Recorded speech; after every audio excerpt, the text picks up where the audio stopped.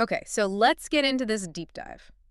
We have, and I'm not exaggerating, just a monumental stack of sources in front of us, Hmm.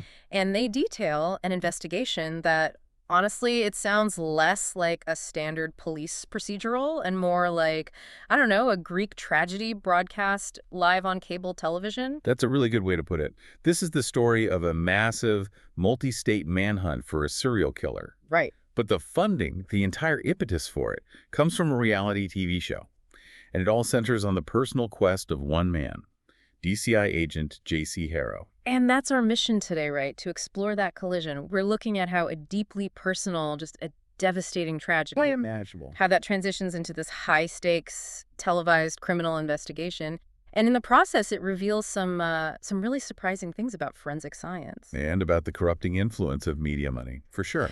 Plus, there's a hidden conspiracy that runs so much deeper than the surface crime. It's a study in extremes. What do you mean by that? Well, you have extreme heroism colliding with extreme vulnerability. You have official failure, systemic failure, really, Yeah. which then leads to this kind of vigilante justice. But it's vigilante justice backed by immense corporate resources. It's a total paradox. And the sources really start by just immediately showing us that duality in Harrow's life.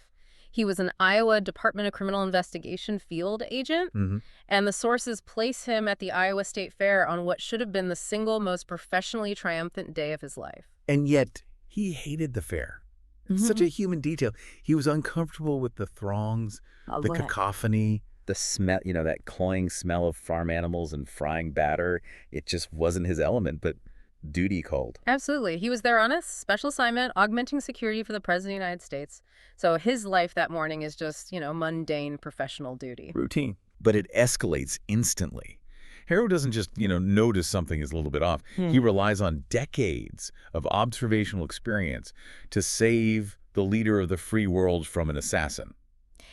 And the detail that cracks the case that saves the president, it's just pure police work. It wasn't some dramatic shootout. No, not at all.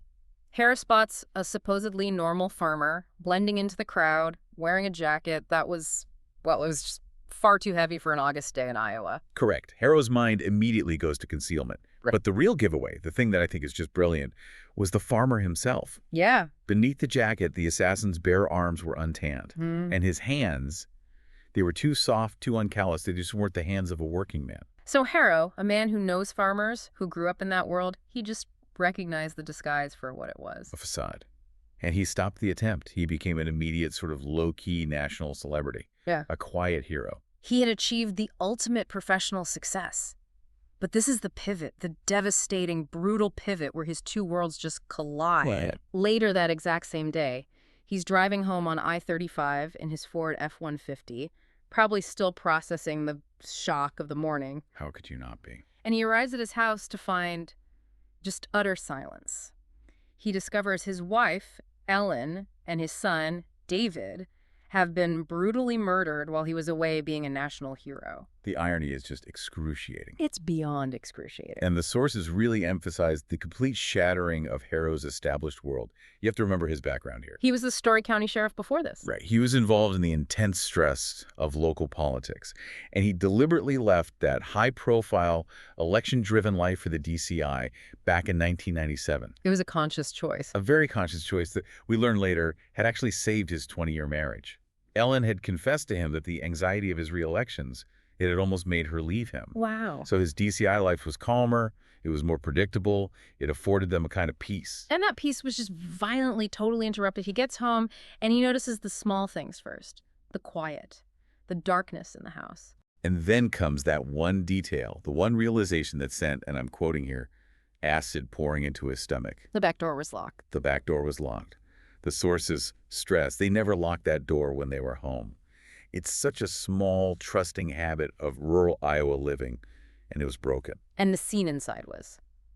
It was horrific. The investigative files detail it pretty clinically. Ellen was beside the coffee table in her cardinal red ISU t-shirt. 2 bullet holes near her left breast. His 15-year-old son, David, was nearby, dressed in a Nevada t-shirt, also shot twice in the chest. I think the truly heartbreaking detail, for anyone listening to this, is the butcher knife. Oh, man. Yeah. It was clean. It was just lying untouched on the floor near David. And the reconstruction shows that David, just a boy hearing the shots, He grabbed the knife. he grabbed the knife in a futile, desperate attempt to defend his mother. But he was shot before he could even try to use it. It just speaks to the terror and the speed of the attack. It does. But from an investigative perspective, the defining missing link, the thing that would become everything, was Ellen's wedding ring. It was gone. It was gone. And this wasn't some valuable piece of jewelry. It was less than half a carat. Right. The sources really highlight that Ellen was deeply sentimental. She wouldn't let Harrow upgrade it. So the fact that a killer took a ring of almost no monetary value but immense personal significance. Coupled with the precision of the attack, it immediately suggested a motive beyond just a simple robbery. It felt like a deliberate trophy, Right. like a message. And despite his newfound fame, his professional background, Harrow was immediately treated as the prime suspect. Absolutely. When a man's family is murdered in his home, he is always suspect number one. It's just textbook. Sergeant Stanowski even made it explicit to Lon Johnson, another agent. He said, family or not, he's still a suspect. Can you imagine? Harrow's colleagues, the DCI agents he worked with every single day, they couldn't bring themselves to make eye contact with him at the scene. He was isolated instantly. He was. And he was eventually exonerated, of course. His service weapon was a 9mm. It hadn't been fired. The GSR test was negative. But the system had failed to find the killer.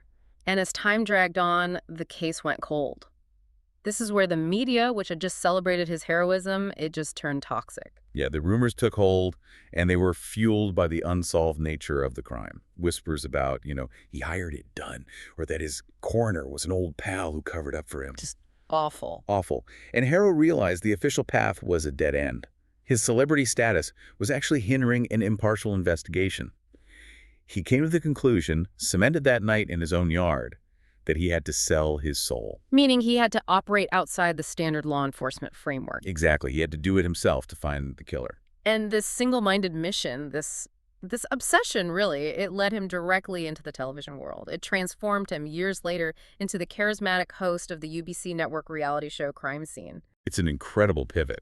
He leverages his rugged good looks, his tragic backstory, and becomes this successful TV figure, often helping close cold cases around the country. And that's where the Florida murders, years later, provided the break he needed. The family of a town marshal, Ray Ferguson. His wife, Stella, and his kids, Jeff and Jessica, murdered in Placida, Florida. And while the weapon was different, a 9mm instead of the .357 used on his family, the target selection showed this undeniable parallel. It's the same MO. A civil servant's family, attacked when the civil servant himself was absent. But the gruesome signature, that's what sealed the connection to Harrow's case for him. Stella Ferguson's wedding ring finger had been cut off post-mortem with a gardening tool, with the ring still attached. That horrifying detail, it just instantly connected the crime to his own wife's missing sentimental ring in Iowa. The killer wasn't just killing, he was taking specific symbolic trophies. But the critical forensic clue, the one that unlocked this entire sprawling case, came from the most unlikely source imaginable. Carmen Garcia. Carmen Garcia, a production assistant who the sources affectionately call the Illinois farm kid.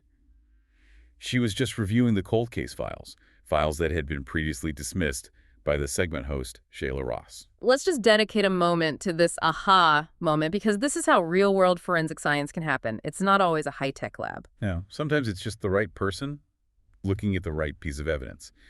Carmen found a transparent plastic evidence bag containing a single solitary corn leaf. Found on the Ferguson's driveway in Florida. And for a forensic pathologist or a city detective, this is just, it's botanical debris. It means nothing. But Carmen, having grown up on a farm, she immediately saw the significance. She recognized it wasn't a sweet corn leaf. Which is the kind of corn grown almost exclusively in Charlotte County, Florida, where Placida is. Exactly. This was a field corn leaf, the kind used for animal feed or ethanol production.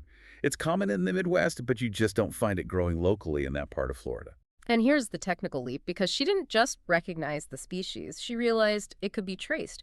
She probably used something like gas chromatography, mass spectrometry, GCMS, or a similar analysis in a sophisticated lab. Right. She traced the unique chemical signature of that specific field corn variety back to its distributor.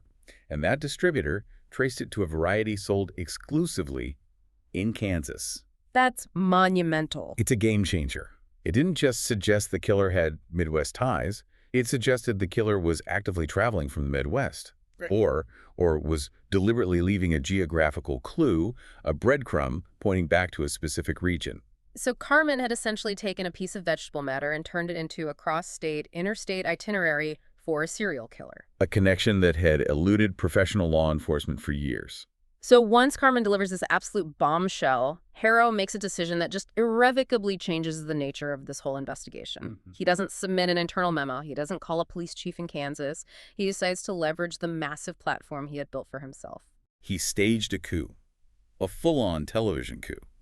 During the live, high-rated season finale of Crime Scene, Harrow looks directly into the camera, and he breaks script. And the network president, Dennis Burns, who's in the control room expecting a standard recap, he must have been incandescent with rage. The sources say he was screaming, "What the hell?" Oh, completely. But Harrow, standing there in his signature navy blazer and faded jeans, that perfectly crafted everyman attire. Right. He announces that the entire next season of the show will be devoted to one thing: finding his family's killer, using Carmen's crucial Kansas clue. He essentially forced the network's hand on live TV. It was calculated ambush, wasn't it? Totally. Harrow later apologized for the tactics, but his justification was, it was pretty sound. He needed immense financial and logistical support that no traditional police department could ever afford. Especially not for a decade-old cold case involving a killer who travels across state lines. Exactly. He knew a conventional proposal would be rejected as too costly, too personal. But Burns, seeing the sheer promotional value, he quickly realized that Harrow had just handed them the biggest potential ratings winner in history. I mean, you can't write it better than that. The president's hero tracking his own family's killer on national television. It's a reality show concept that just writes itself. It completely blurs the lines between justice and entertainment. And Harrow immediately uses his new leverage. He forces Burns to promote Carmen Garcia from, quote, "Mail Girl." The PA making coffee runs to a full segment host. It was a public reward for prioritizing genuine investigative work over the network hierarchy. A power move. So with the network now acting as his bank, Harrow sets out to recruit his dream team. And he needed experts who were the absolute best in their respective fields, but he also needed something more. He needed people who understood what it meant to operate outside the system, much like himself. He wanted people who had a certain degree of professional compromise, maybe, to reflect the morally gray area he was now operating in. I think that's right. And the network provided unlimited funding, including that fully pimped-out crime lab in a semi-trailer rig. Let's talk about that mobile lab for a second, because this wasn't just a folding table and a microscope. This was a technical marvel. Oh, no. This was a complete state-of-the-art forensic facility on wheels. It had an automated fingerprint identification system, AFIS. It had a Nibbin station, the ballistics network. And that gas chromatography mass spectrometry unit we mentioned earlier. The GCMS, right.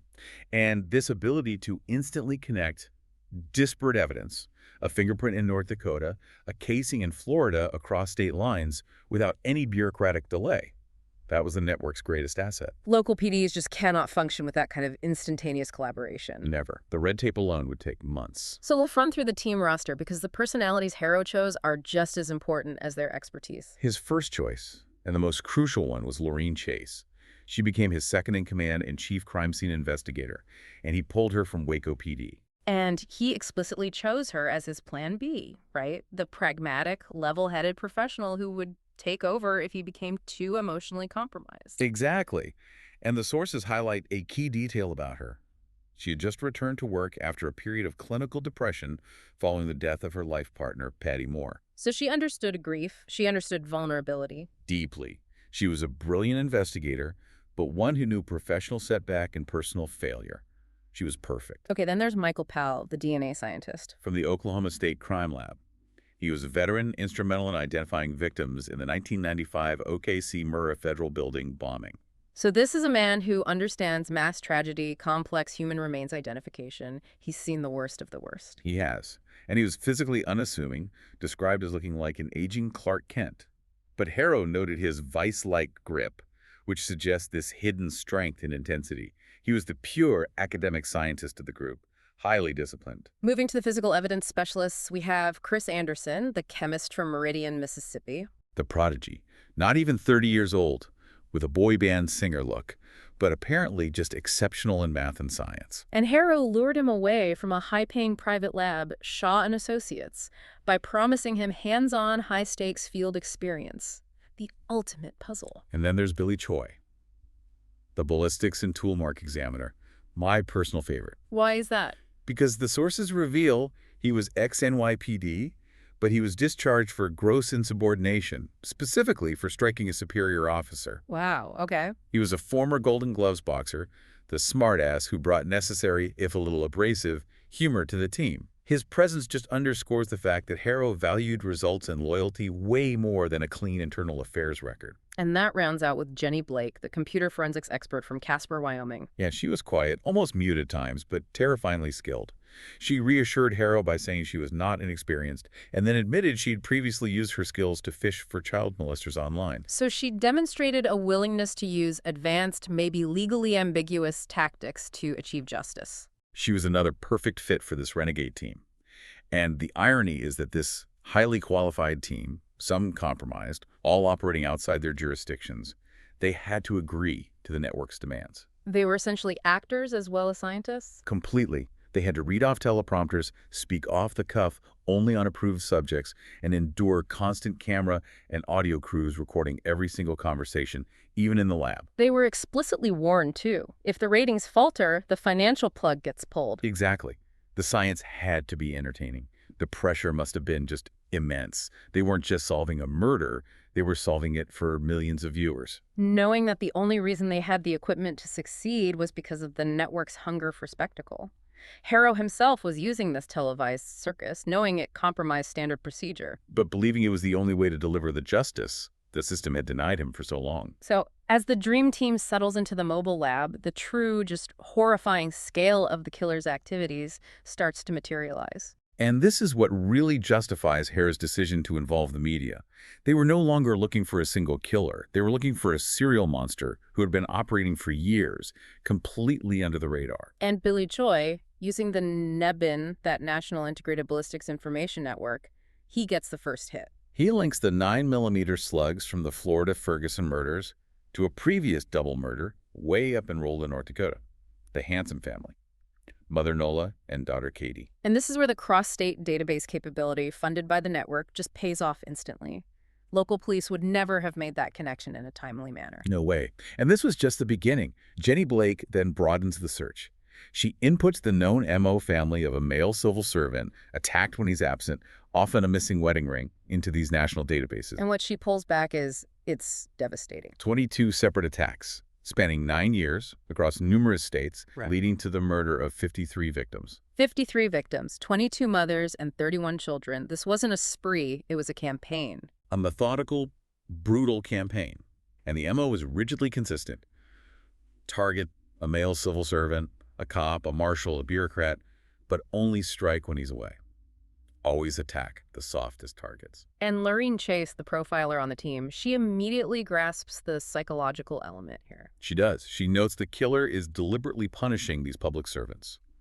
She theorizes that he wants his victims to suffer the precise pain that Harrow himself was feeling, returning home to utter devastation. And Choi, ever the pragmatist, the cynic, he offers a simpler view. Right, he just says the killer is a coward, trying to avoid a direct confrontation with an armed civil servant. But whether it was, calculated sadism or just pure avoidance, the killer was sending a clear, repetitive message about his contempt for authority figures. But the team still needed to locate the killer. Chasing 22 disparate crime scenes across a decade it's impossible. And this is where the genius of the young chemist Chris Anderson comes into play. He shifts the focus from individual crimes to geographical pattern recognition. Anderson plots all 22 crime locations on a U.S. map, and he finds they aren't scattered randomly at all. They form a geometric shape, a distinct circle or a bullseye. His theory was brilliant and incredibly specific. The killer was deliberately mapping out a target, using the locations of the murders as markers pointing toward a center point. And this center point, he theorized, was either the place the killer lived or, maybe more likely, a location he held responsible for his original suffering. That is just a staggering leap in logic.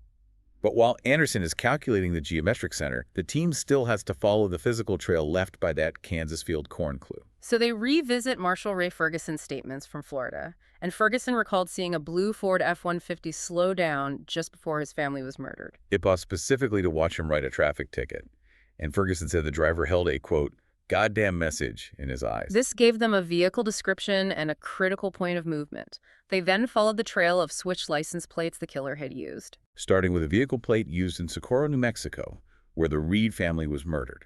A detail the sources explicitly note was used to refresh Harrow's pain because that was the scene where the killer used the .357 handgun that had killed Harrow's own family. It's so personal. It's so cruel. And the trail of stolen and switched plates eventually led them to Pratt, Kansas. The same state the field corn was traced to. And in Pratt, the killer had abandoned a stolen vehicle and taken the van belonging to a missing bartender, Valerie Jenkins. It's here, in the heart of Kansas, that the final physical breakthrough occurs. The license plate the killer had recently placed on that stolen bartender's van. It belonged to the Chevy Tahoe of the current Smith County Sheriff, Herm Gibbons. That's the pivotal moment. The cornleaf pointed to Kansas, the map was centering on the Midwest, and now the physical evidence is pointing directly at local law enforcement. This immediately raises the stakes. They weren't just hunting some random drifter. They were hunting someone deeply familiar with police procedure, with local authority. Potentially someone within the system, or at least someone who knew how to use law enforcement vehicles to deflect any suspicion.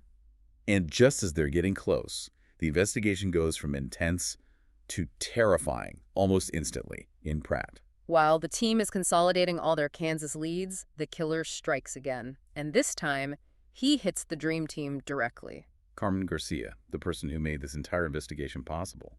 She's abducted from her motel room. Billy Choi, using his keen eye for detail on the security footage, is able to piece together the violent act. The footage showed a man, they dubbed him, ball cap, subduing Carmen. Inferred to be with a taser, based on the single small drop of blood found at the scene. It was a rapid professional job. The killer wasn't just sending a message to civil servants anymore. No, he was challenging Harrow directly. He was escalating. But Choi's analysis of the footage provided the critical information they needed. A camera focused on passing traffic. It briefly captured the abductor's waiting vehicle. A gray Ford F-150. And Jenny Blake immediately isolates the license plate from the blurry image. At the exact same time, Chris Anderson finalizes his geometric calculations. He determines the precise mathematical center of the serial killer's bullseye pattern is Lebanon, Kansas. A small, quiet city, but it has this massive historical significance. It's the official geographical center point city of the United States. Right. And the sources suggest Anderson was just awestruck by the killer's meticulous planning. The location wasn't random at all. It was deeply symbolic. The convergence was now complete.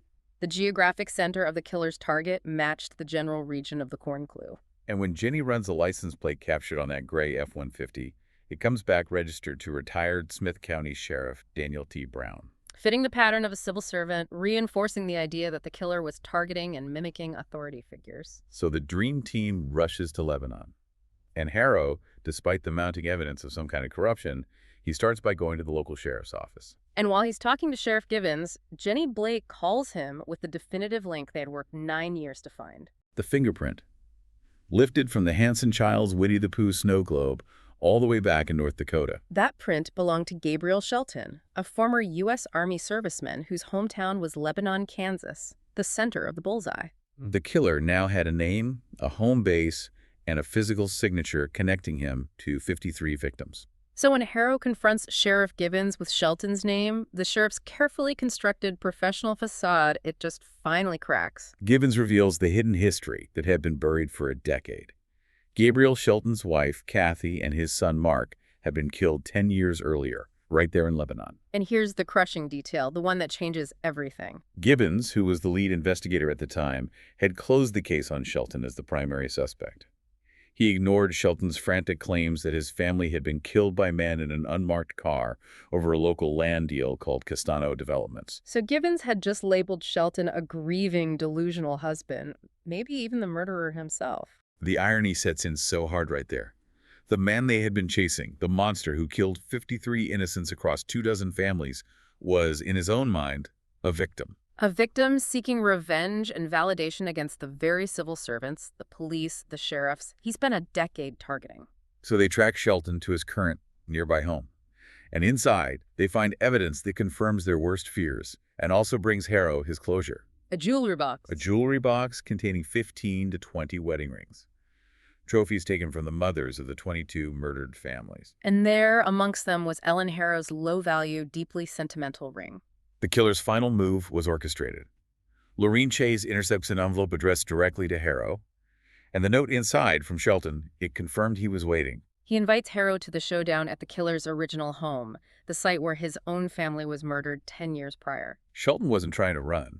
He was planning his final public curtain call with the man he had forced into the spotlight, the one man who might understand. This showdown was the dramatic climax that the network and, Harrow himself had been building toward for an entire season. Absolutely. And Harrow, knowing the police would inevitably storm the house and risk Carmen's life, he agrees to talk to Shelton. He trades himself for her safety. But crucially, he prepared for betrayal. Not just from Shelton, but from the police. He was wired with a special earpiece rigged by Nancy Hughes. And it wasn't just for communication with his team. It was specifically to monitor local police radio traffic. He suspected the local cops were hiding something much more profound than just incompetence. At the old, neglected house, Shelton holds Carmen hostage, but he starts talking. And he confirms his motivation, speaking less like a killer and more like a man desperate for validation. He says it plainly. He didn't kill his own family. He was forced to send these horrific messages, the 22 family murders, because no one in authority would listen to him about the land deal conspiracy that cost him his wife and son. And as Harrow is talking him down, his suspicion is confirmed by that rigged earpiece. Sheriff Gibbons and Deputy Colby Wilson are lurking nearby. And Harrow listens in as Wilson whispers, "If Harrow would move a step to his left, I could cap this sumbitch." Wow. This moment just changes the entire context of the standoff. Gibbons was not there to save Carmen. He was there to eliminate Gabriel Shelton. The one man who could expose the decade-old corruption ring. So Gibbons gives the order to shoot Shelton, even if it meant risking the life of a televised hostage, just to permanently silence the original witness and killer. And Harrow is faced with this impossible choice. A split-second ethical and professional abyss. If he waits, Gibbons shoots Shelton.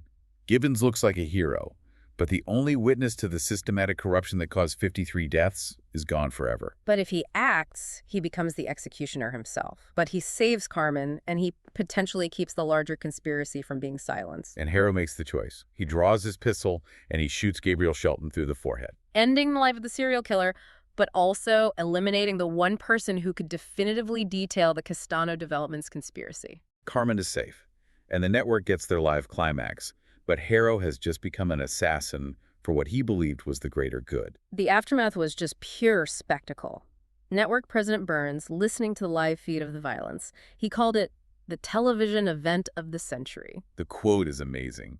He said it was the moon landing and the final episode of MAH and the Super Bowl with Lee Harvey Oswald and Jack Ruby tossed in for good measure. Justice was delivered, but it was packaged, broadcast, and monetized. But the investigation wasn't over.